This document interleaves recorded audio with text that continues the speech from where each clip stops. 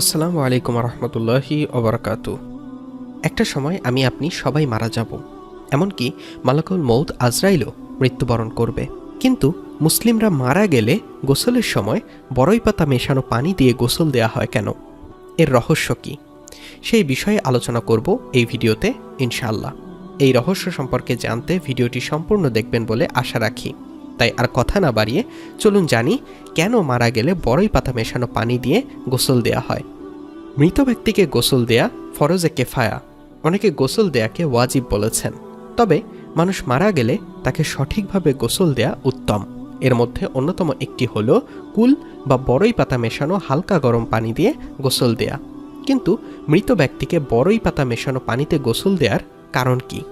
মানুষ মারা গেলে বড়ই পাতা মেশানো পানি দিয়ে গোসল করানো হয়, কিন্তু কেন বড়ই পাতা মেশানো পানি দিয়ে গোসল করানো হয়? এ বিষয়টি হজরত ইবনে আব্বাস রাদিয়াল্লাহু তাআলা আনহু বর্ণনা করেন। এক ব্যক্তি আরাফাতে অবস্থানের সময় তার উঠনি থেকে পড়ে যায়, এতে তার ঘাড় মটকে যায়, এতে সে মারা যায়।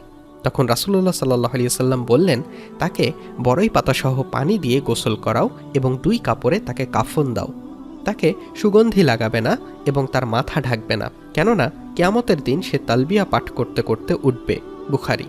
শুধু হজে অংশগ্রহণকারী ব্যক্তির ব্যাপারেই প্রিয় নবী সাল্লাল্লাহু আলাইহি ওয়াসাল্লাম এ ঘোষণা দেননি, বরং তিনি তার মেয়ে হজরত জয়নব রাদিয়াল্লাহু তাআলা আনহার মৃত্যুর পরও তাকে বড়ই পাতা মেশানো পানি দিয়ে গোসল দেওয়ার নির্দেশ দিয়েছেন।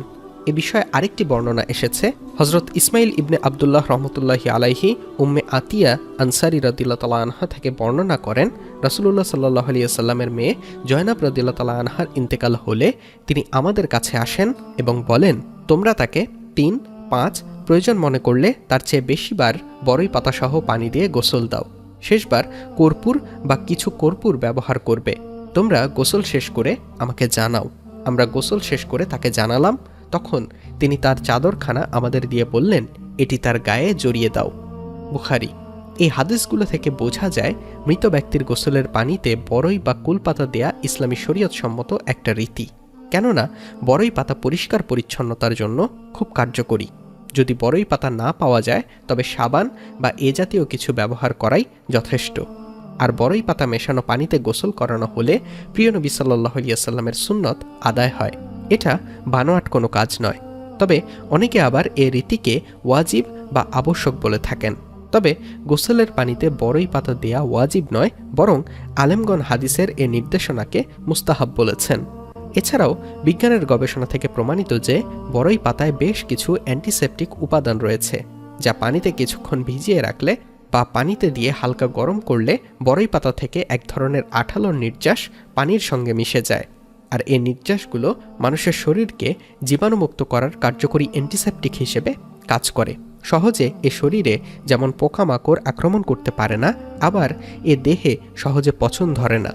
প্রায় ১৫০০ বছর আগে এ কারণেই বিশ্বনবী সাল্লাল্লাহু আলাইহি ওয়াসাল্লাম মৃত ব্যক্তিকে বড়ই পাতা মেশানো পানি দিয়ে গোসল করানোর কথা বলেছেন। সুতরাং মুমিন মুসলমানের উচিত মৃত মানুষকে বড়ই পাতা মেশানো হালকা গরম পানি দিয়ে গোসল দেয়া। এতে মৃতের লাশ যেমন থাকবে জীবাণুমুক্ত পরিচ্ছন্ন, আবার হাদিসের নির্দেশনার ওপরও হবে যথাযথ আমল। মহান আল্লাহ তাআলা মুসলিম উম্মাহকে হাদিসের ওপর আমল করার তৌফিক দান করুন। মানুষের মৃত্যুর পর বড়ই পাতা মেশানো হালকা গরম পানি দিয়ে উত্তম পদ্ধতিতে গোসল দেওয়ার তৌফিক দান করুন, আমিন। প্রিয় দিনী ভাই ও বোনেরা, বড়ই পাতা দিয়ে মৃত ব্যক্তিকে গোসল দেওয়া সুন্নত, এটা কি আগে থেকে আপনি জানতেন? জানলে আমাদের কমেন্ট বক্সে জানিয়ে দিন। আর যদি আজই প্রথম জানলেন সেটাও জানাতে পারেন। আমাদের ভিডিওটি ভালো লাগলে একটি লাইক দিন ও যত পারেন শেয়ার করে এই অজানা বিষয়গুলো অন্যদের জানিয়ে দিন।